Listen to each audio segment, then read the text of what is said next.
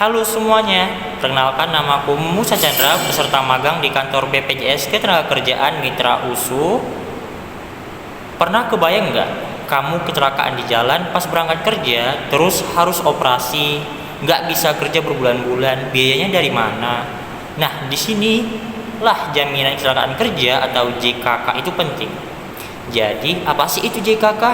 Jaminan kecelakaan kerja adalah program perlindungan ketika peserta mengalami kecelakaan yang terjadi dalam hubungan kerja, yang termasuk di dalamnya bukan cuma kejadian di tempat kerja, tapi juga kecelakaan saat perjalanan dari rumah ke tempat kerja atau sebaliknya. Selama masih dalam konteks aktivitas kerja dan kronologinya jelas. Selain itu, JKK juga mencakup penyakit akibat kerja atau PAK, yaitu penyakit yang timbul karena paparan atau kondisi lingkungan kerja, misalnya bahan kimia, debu, kebisingan, atau faktor resiko lain di pekerjaan.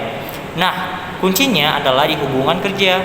Jadi, kalau kebetulan terjadi hal yang paling menentukan, biasanya kronologi, bukti, dan laporan.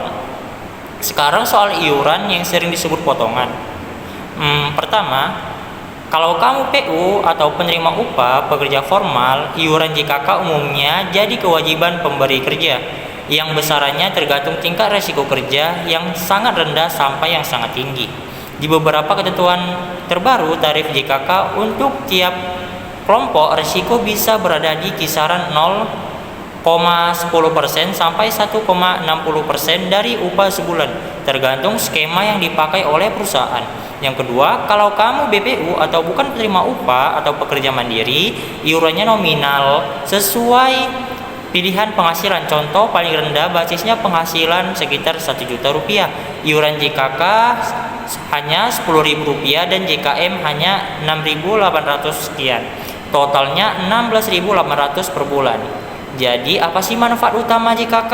Manfaat JKK itu dua besar, yaitu pelayanan kesehatan dan santunan uang. Pelayanan kesehatan mencakup perawatan sampai sembuh.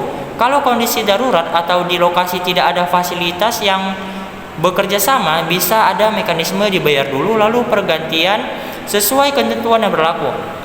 Lalu ada santunan sementara tidak mampu bekerja atau STMB. Ini uang pengganti upah saat kamu belum bisa bekerja. Gambaran besarnya, biasanya 100% upah pada periode awal, lalu 50% pada periode berikutnya, sampai ada keputusan medis, sembuh, cacat, atau lainnya sesuai dengan aturan. Selain itu, ada program kembali kerja atau return to work. Tujuannya supaya pekerja yang cedera bisa dibantu rehabilitasi dan kembali produktif. Dan ada juga beasiswa pendidikan untuk anak, maksimal 2 anak kalau peserta meninggal dunia atau cacat total tetap akibat kecelakaan kerja atau PAK, nilainya bisa sampai sebesar Rp174.000.000 sesuai ketentuan. Nah, ini yang sering dilupakan, PAK atau penyakit akibat kerja ini bukan sakit biasa, tapi sakit yang dipicu pekerjaan atau lingkungan kerja. Yang menariknya, ada kondisi di mana PAK bisa muncul belakangan. Jadi penting banget nih rekam medis, riwayat kerja, dan hasil pemeriksaan. Jadi mitos versus fakta cepat. Mitos, kalau kecelakaan di jalan nggak ditanggung. Jadi faktanya bisa ditanggung kalau masih dalam konteks perjalanan kerja dan kronologinya jelas. Mitosnya, kalau statusnya belum pasti kecelakaan kerja, kalau langsung nggak ditanggung.